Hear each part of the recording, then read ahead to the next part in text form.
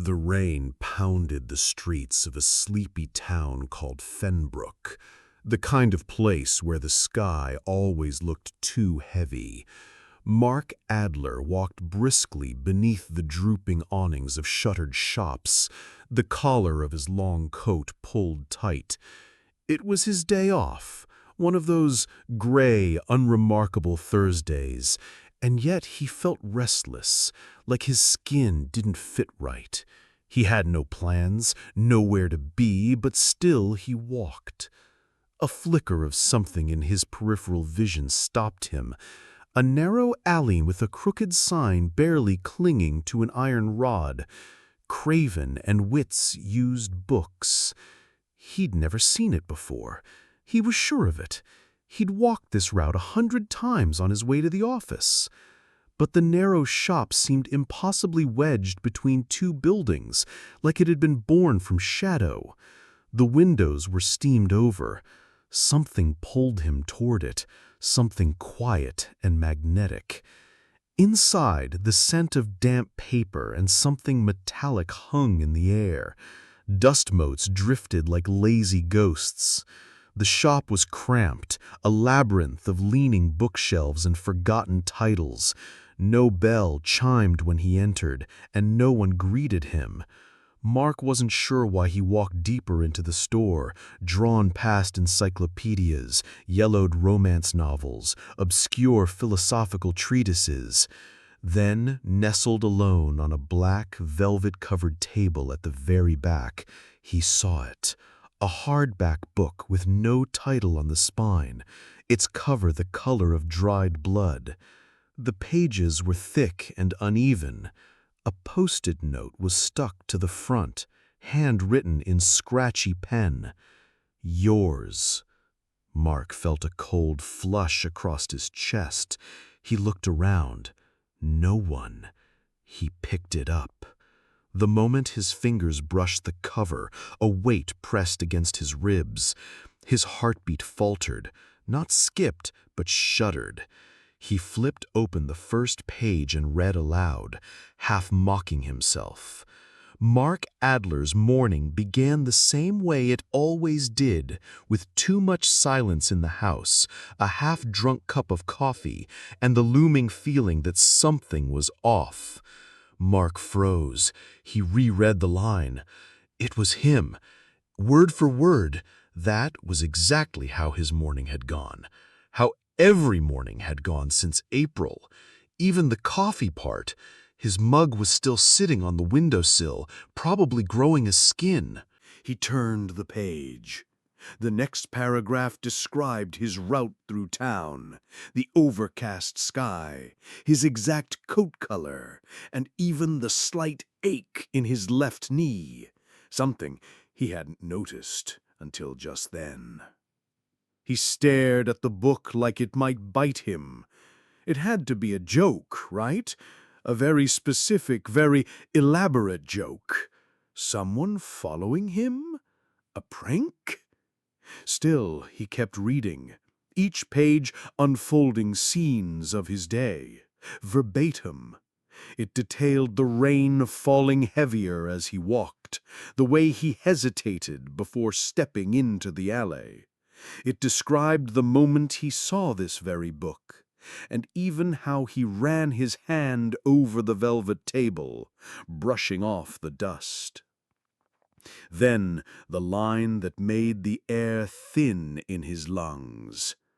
But Mark didn't yet know that a man had already followed him from his apartment, that he was being watched even now by someone who knew everything about him, someone who was only waiting for the right night to make the story end.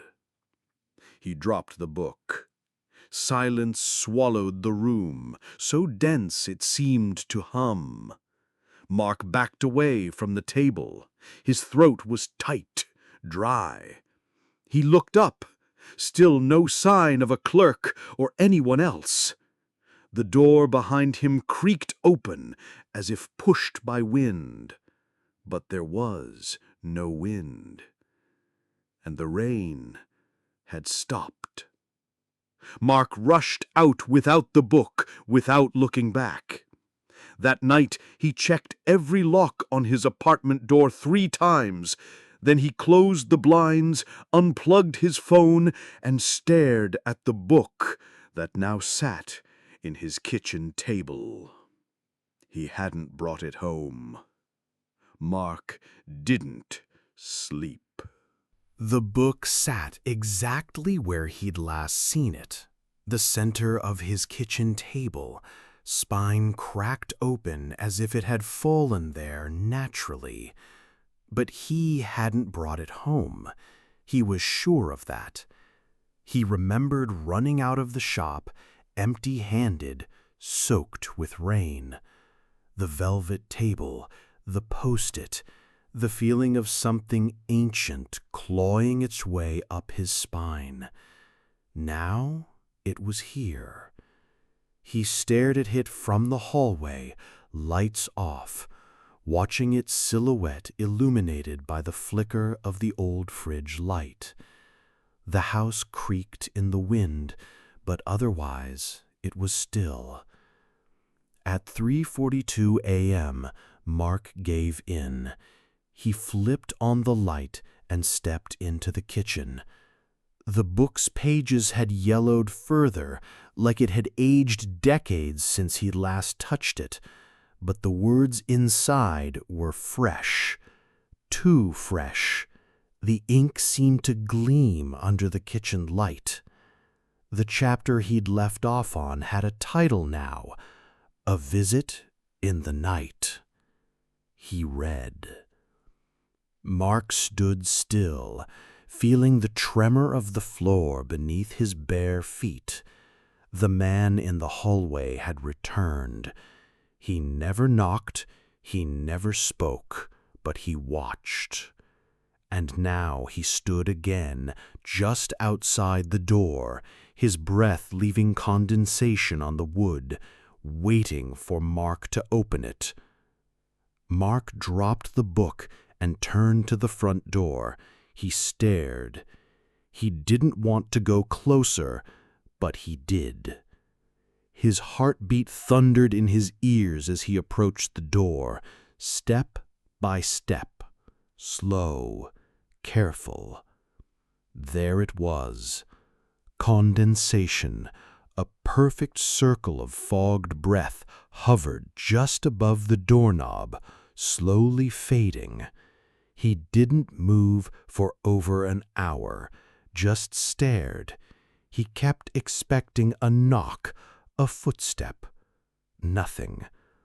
Finally, shaking, he backed away. In the morning, if you could call 6 a.m. morning when you hadn't slept, he returned to the book. It hadn't moved, but someone had written in the margins now, in the same scratchy ink as the post-it. You keep reading. I keep writing. He flipped ahead. New chapters had appeared, ones he hadn't seen the night before. Each described events that hadn't happened yet, or hadn't happened to him yet. One described a phone call he would receive at 10:17 a.m. from a woman with a voice like sandpaper. At 10:17 a.m., his phone rang. "Mark Adler," the voice rasped. He nearly dropped the receiver. "Who is this?" "I've read it too," she said. "It only ends one way." Then the line went dead. His hands were shaking now. There was a name scrawled below the next paragraph. Darla Winslow. He searched it online. One hit. A woman who had gone missing 3 years ago in Fenbrook. Her body was never found. Mark tried to stop reading. He shoved the book in a box, taped it shut, buried it under clothes in his closet. But that night, it returned to the table again, waiting, open, He decided to go back to Craven and Witt's. But when he returned to the alley, it was gone. The shop wasn't there anymore. Just a narrow brick wall, solid and unbroken. No iron rod, no sign, no velvet table, no bookshop. The only evidence it had ever existed sat back in his kitchen, growing older and hungrier. That night, as he sat at the table, he noticed something strange in the margins again. A small drawing, crude, almost childish, of a stick figure standing next to a bed. Behind it, another figure, head bent unnaturally, hands long and clawed, mouth gaping open as if mid-scream. The stick figure was labeled Mark. He barely slept. He couldn't, because every time he closed his eyes, he saw the man from the drawing, bent, silent, smiling, watching. Mark tried to live as though things were normal. He went to work, ate toast, answered emails, but everything felt off. The colors of the world had dimmed, like someone had pulled a film over his eyes. Faces blurred in the street. Time stuttered. He couldn't stop checking the corners of every room. The book stayed on the table no matter where he put it. In drawers, under the couch, inside sealed boxes. Once he even threw it into a storm drain. The next morning, it was back, dry and waiting. Each night brought new chapters, not just descriptions, but instructions, orders scribbled in red ink. Do not answer the door tonight. Look under your bed at exactly 2:14 a.m. Do not speak to the man with the dog in the alley. He's not what he seems. Mark obeyed, reluctantly, until one day he didn't. A line on page 227 said, "Whatever you do, do not speak to your coworker at lunch. His name is already gone from the story." Mark laughed it off. He was tired, irritable. What kind of lunatic lets a book dictate their life? He sat across from Jeff, a middle-aged guy from accounting who wore sweatshirts with outdated memes on them. Jeff smiled through a mouthful of sandwich. "Rough morning, huh?" "Yeah," Mark said, biting into his own sandwich. "Weird week, actually." Jeff paused mid-chew. His eyes flicked toward Mark, then past him like someone had whispered into his ear. "You shouldn't have said that," Jeff muttered. "What?" But Jeff was already gone, not just standing, gone. The chair clattered to the floor behind him, but the man had vanished in the blink of an eye, sandwich still sitting where he'd been. The cafeteria erupted in murmurs and alarm, but no one had seen him leave. Mark sprinted home. The book was waiting for him, the page now rewritten. He spoke, and now the man with no face knows his scent. That night, Mark didn't sleep. At exactly 3:09 a.m., his apartment lights flickered. His hallway flooded with the scent of rotting earth and wet copper. The room grew cold, not chilly, dead cold, like he was standing in a freezer.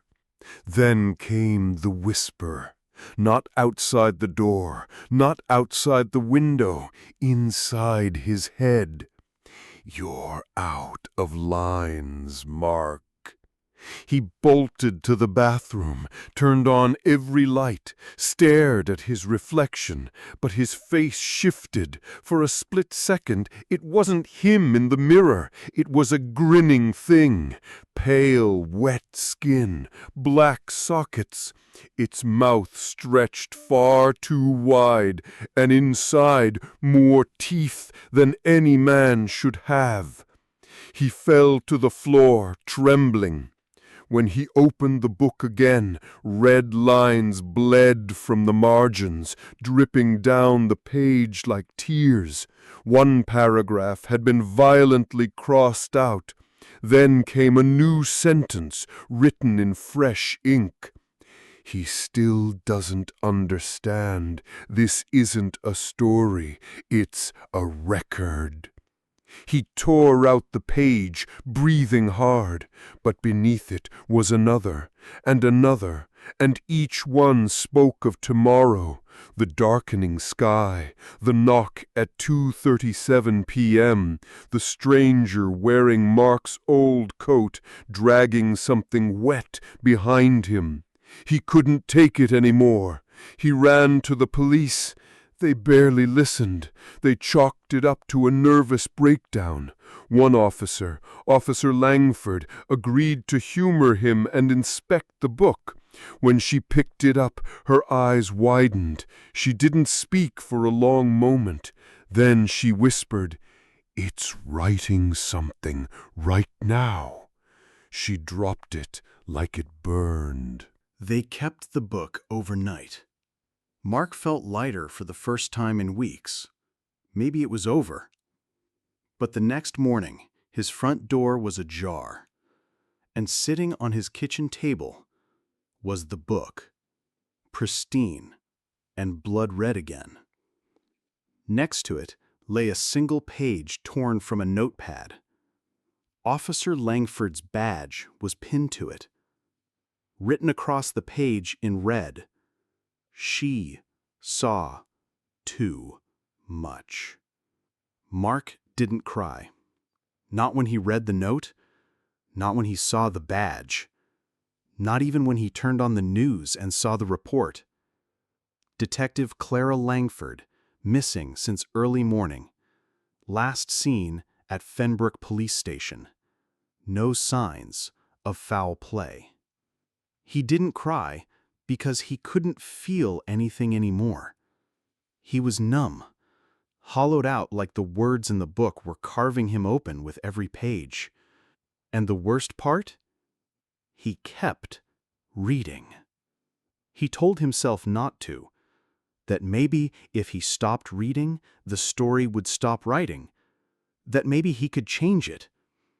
But the pull was too strong. The book was like a pulse now, beating in sync with his own, whispering behind his eyes. He could almost feel it breathing. That evening, he noticed something new. A signature on the inside back cover. Written by M. Adler. His own name. His hand trembled. He wasn't just reading the story. He was writing it. Had he written it? Was he trapped in something he made? Had he gone mad, lost in his own narrative? He searched every drawer in his apartment until he found an old flash drive, something he hadn't touched in years. It held journals, drafts of failed novels, fragments of horror stories he'd written and abandoned in college. He skimmed through, heart pounding. Then he found one, a story from 2016, untitled. The first paragraph matched the book exactly. A man named Mark Adler wakes up to an unshakable feeling of wrongness. He drinks his coffee. He takes a walk, finds a strange bookstore, picks up a red book. He dropped the mouse. He had written this years ago. Except back then it had been fiction. He'd never found such a shop, never named the bookstore, never wrote past chapter 1. It had just been an idea, a creepy little seed he planted and never watered. So how the hell was it happening now? And who was finishing the book? That night, the dreams returned, but sharper, more visceral. He dreamt of standing in a cavern made of crumpled paper, waist-deep in black ink. The ink pulsed, bubbled. Voices whispered from the walls, all reading aloud in unison. Reading him. Every movement he made, every breath, every blink, they narrated as one. And then something rose from the ink. A figure, tall, spindly, faceless, its body stitched from scraps of paper. The skin was parchment. Its hands were dipped in wet ink, dripping and staining as it moved. It pointed at him. "Write," it gurgled. "Finish the story." He woke with a gasp, slick with sweat. The book was open beside him in bed. Pen on his pillow. And the chapter he dreamt, the ink, the creature, the demand to write, was already written in the book, down to the final word. He didn't remember picking up a pen. Mark stopped leaving his apartment. Days blurred into nights, meals became sparse, the air inside the flat grew stagnant, metallic, like the smell of old pennies and rot. The book never left his sight. He started hearing scratching sounds inside the walls. When he looked in mirrors, sometimes he didn't move right. A half-second delay, a flicker of something else behind his eyes. One day, as the sun set in sickly orange light, he saw a final note scribbled across the top of the next chapter. Now the end begins. The killer arrives tonight. And then a new chapter title emerged in ink, slowly, like it was being written by invisible hands. Chapter 5, The Man at the Door. At first, Mark didn't move. Then he stood. Then he walked to the door and waited. Mark stared at the door. It was 2:36 a.m. The apartment was dead quiet. The city outside had gone still. No wind, no passing cars.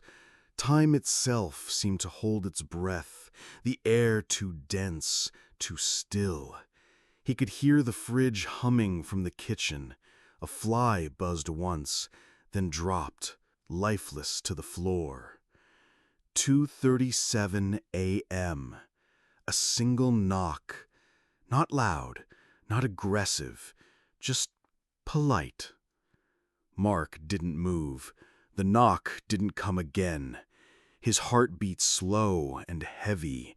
His eyes stayed locked on the door handle, waiting to see it turn, waiting to see him, the man the book had been promising since the first chapter. The man with no face, the one who followed, the one who watched. Mark swallowed hard and stepped forward, then another and another, until his hand hovered over the knob. From behind the door came a sound, not footsteps, not breathing, a slow scratching, like a fingernail tracing lazy circles into the wood, not trying to get in, just waiting. He didn't want to open it, but the book had said it clearly. He opens the door and everything becomes truth. He turned the knob. The hallway beyond was dark, far darker than it should have been. The fluorescent ceiling lights were out, not flickering, out. Just a corridor of black pressing in like a throat. And standing at the very edge of that darkness, just within reach of the moonlight from his door frame, was the figure. Tall, thin, wrapped in a trench coat the color of old bones, soaked from some storm that hadn't touched Mark Street. No face, just smooth, glistening skin where eyes and a mouth should have been, like clay molded by a child who'd forgotten how people were supposed to look. The man held something under one arm. The book.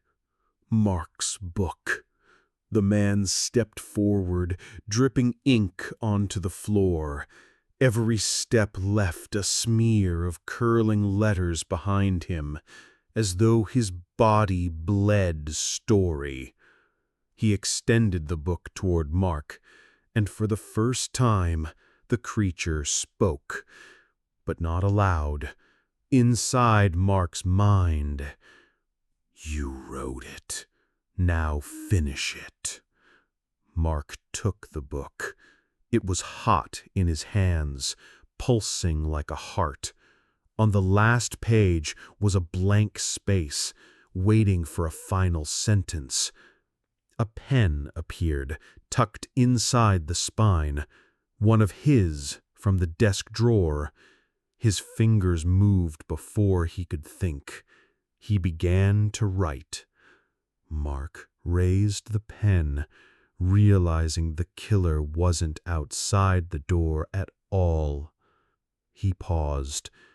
Tears ran down his cheeks, because the next words wrote themselves. The killer was the author, and the author was Mark Adler. He tried to stop, but the ink wouldn't dry. It kept spreading, curling down his wrist like vines.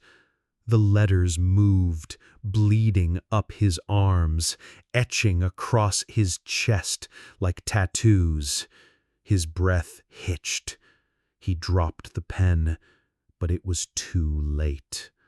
The final sentence now read, "And when the story ended, so did he." The door slammed shut. All the lights went out. The neighbors had reported strange sounds, scratching, whispering, laughter in a language no one understood. When the police finally broke the door down, the flat was empty. No sign of Mark Adler. Only a single red book on the kitchen table, closed. The final page bore a new line of handwriting. New story begins. New reader required. And a post-it stuck to the front. Yours. Thank you for listening till the end, and I'll see you on the next one. Good night.